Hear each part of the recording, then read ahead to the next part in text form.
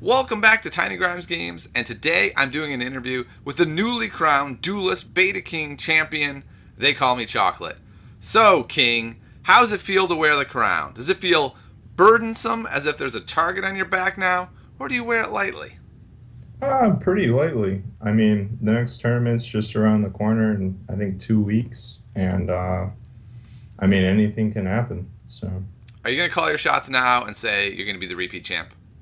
I can hope. I don't really know how it's going to go though because the meta's I think is going to change at least for how I'm going to have to build my sustain for some of my decks based on the latest patch towards the Lionar healing mechanic.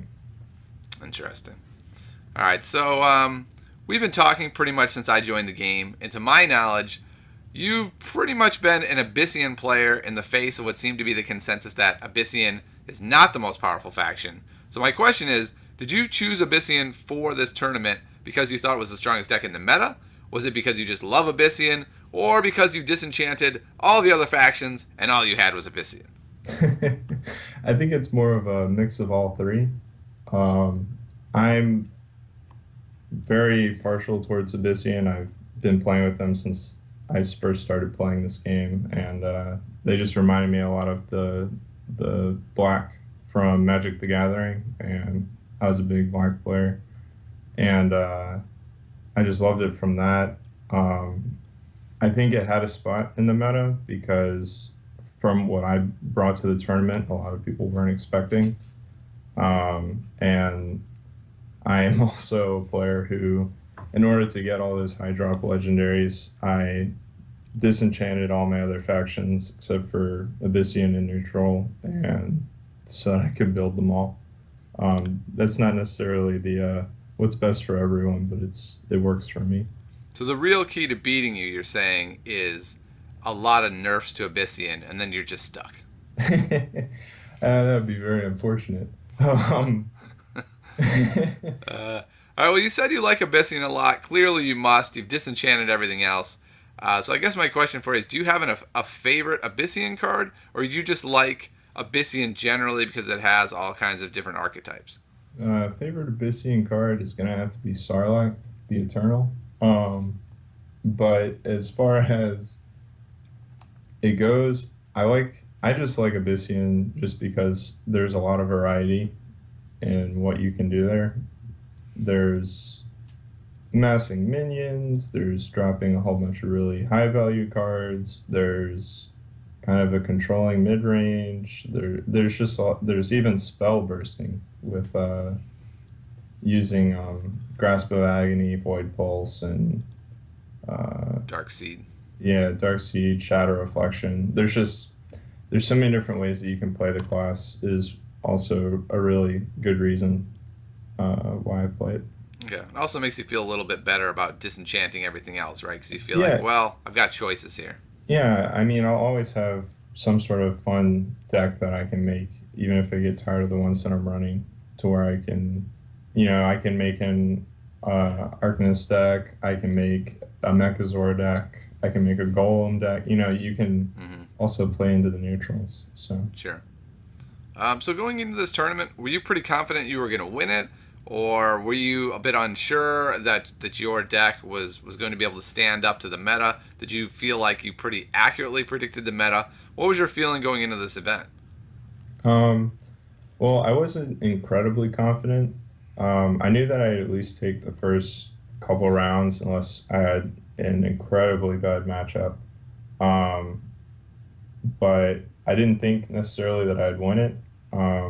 I did a bit of deck testing to prepare my deck for the tournament. So, Okay. Well, I guess let's talk about that for a minute then. How did you test your deck? Do you have a team that you work with? Do you just go on ladder and play whoever you can? How do you go about testing for events? a variety of things. I sometimes I play myself in the sandbox for a mirror match, and sometimes I'll play other decks that I've made just to test it if I have the cards for it. Um, so I mostly play against Abyssian, different variations of Abyssian decks that I try to mimic other factions. I played against friends that I have Uh, Periodically, I'll play against them just to test things, or they want to test. So I use their desire to deck test as an opportunity to deck test myself. Gotcha. Um, And I guess my and question is, if they're building sort of regular meta decks and you're building some weird Abyssian deck, are you worried at all that they're now going to have this knowledge going into the match, or are you worried they're going to take your ideas, or are you just confident that it'll be fine? well, the way that it kind of panned out for me is that I used two decks at the tournament. I had four prepared, but I kind of build my decks fairly similarly as far as the way that they initially build and or play in the early stages of the game. And I always opened up with my more ladder mid range deck because I knew that if I ran into someone familiar, they would know, oh, it's this deck. I've played against this deck quite a few times. And then I kind of whip out my surprise super control deck and they don't know what to do.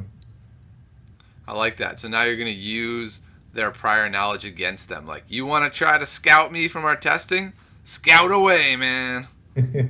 And I mean, that's just something that you can do. I don't think I ended up running into to anyone that I'd really played before on the ladder, but it's just something that you can always keep in mind Yeah, for I how really you like that approach it. idea of having two decks that play really similarly early game, but very different into mid and late game. Because A, their expectations are all messed up, and then B, they might be swapping the wrong cards because they're quote knowing what your deck is going to do. And I mean, it's all about the mind games. Oh yeah, And yeah, and I mean, it's one of those things too that I liked about my control deck is I could be doing this or that, and then I could surprise turn two play Vorpal Reaver after Darkfire sacrificing something. yeah, that And would be a little surprising when you're expecting the more mid-range variant. yeah, so So I was looking at your control list, and I was thinking, oh, this will be fun. This guy is the king. I'll take his deck for a spin. And Chocolate, you can't take this deck for a spin. It has a million legendaries. What's going on there?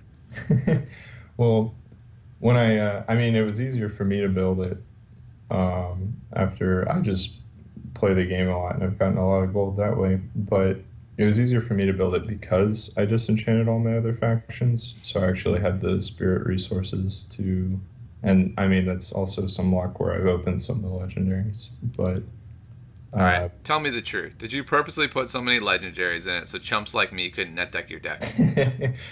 no, actually. Um, and one of yeah, but so it's got a high value, and it's really hard to make the plunge to dive straight into building the deck because you have to kind of commit to playing Abyssian for a long time. Yeah, you really do. And it's one of those things where you might look at it and go, a lot of these cards are pretty viable in other decks, but some of them you're like, nope, I'd pretty much just be building it for this. I'm not sure I want to do that. Yeah. Interesting. All right. Any cards in your decks that you thought were the MVPs of the tournament that really carried you through, or did you feel like just having big drops was redundant enough that they all were sort of filling the same role? Uh, Kind of a mix.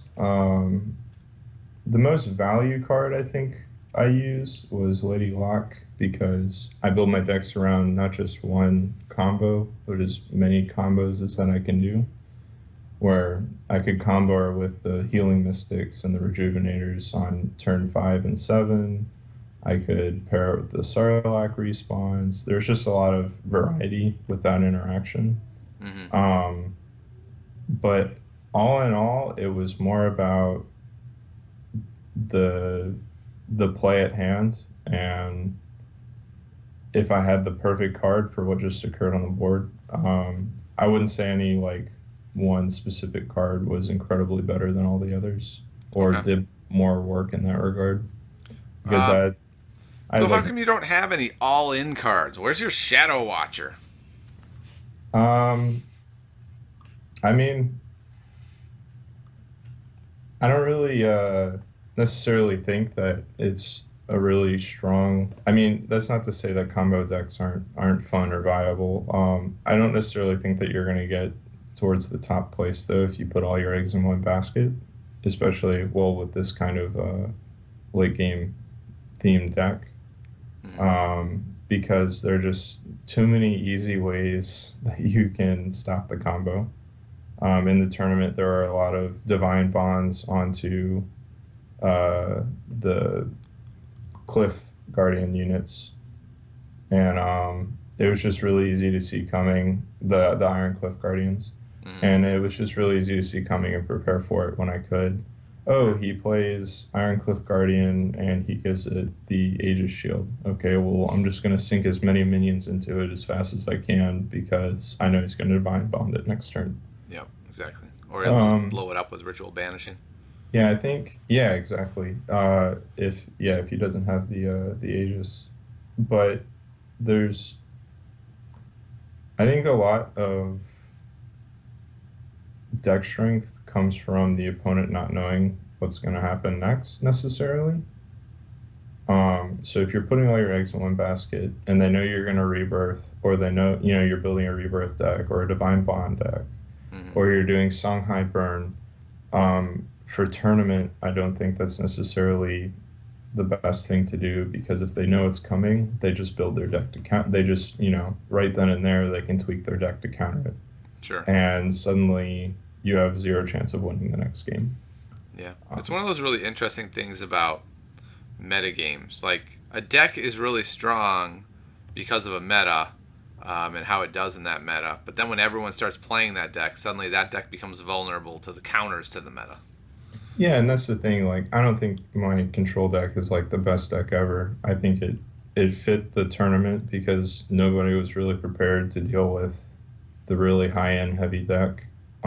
Because a lot of the meta was tempo and mid range and a little bit of control and some other stuff like that, where they weren't prepared to deal with Spectral Revenant into Zuriel, Yeah.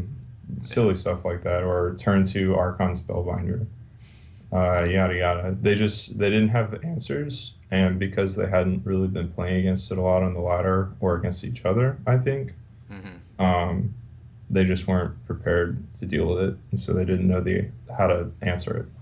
Yeah. It's really interesting because it's actually kind of hard to do in a game like this. It's been around for a while. The card pool hasn't changed that much.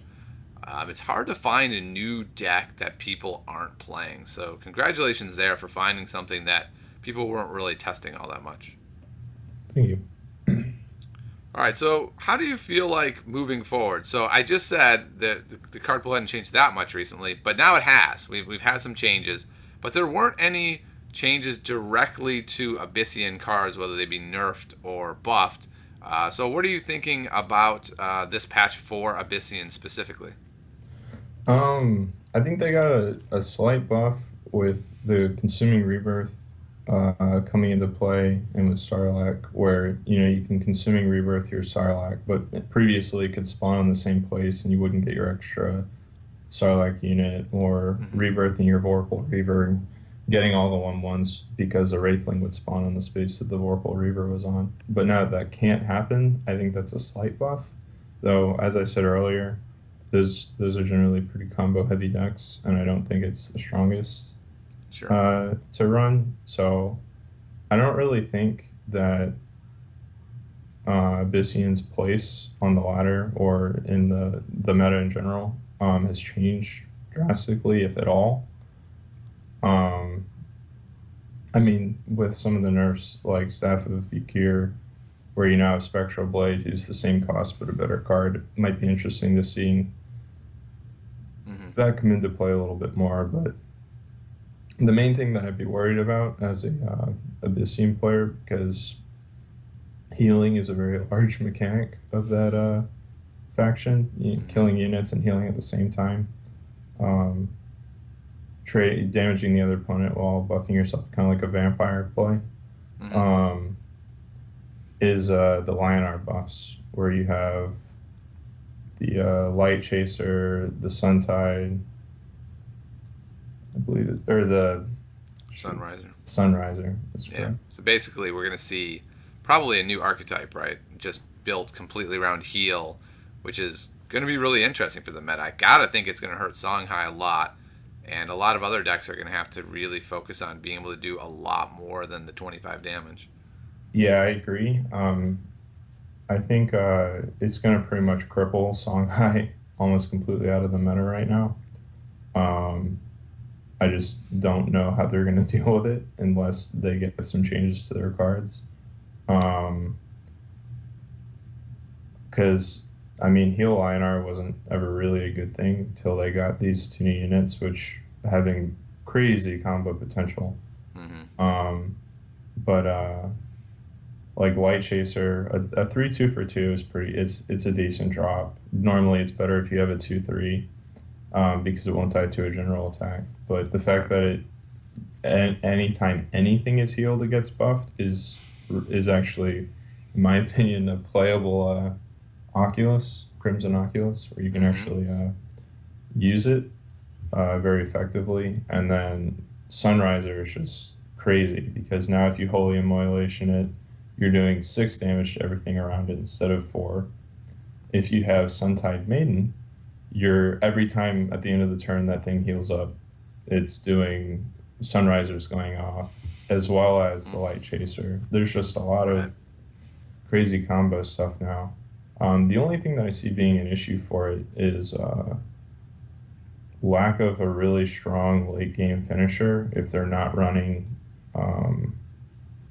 Divine Bond. So they're kind of becoming reliant on that for really finishing off their opponents. But sure, is there some neutral card you think that might slip into that deck that hasn't been used before? Some neutral legendary or something as a late game threat that they haven't been using? What I was kind of playing around the idea with, which I haven't really been messaging a lot on the boards, but I mean, people have used it in the past, but I'm kind of thinking more of an Arcanist theme where you have Eclipse and Spellbinder as your kind of clutch hitters, because Eclipse, you can always buff their units and then just hit Eclipse for like a zillion damage, and then it'll really hurt them. And then you've got the Spellbinder, who's a 7/9 for 6.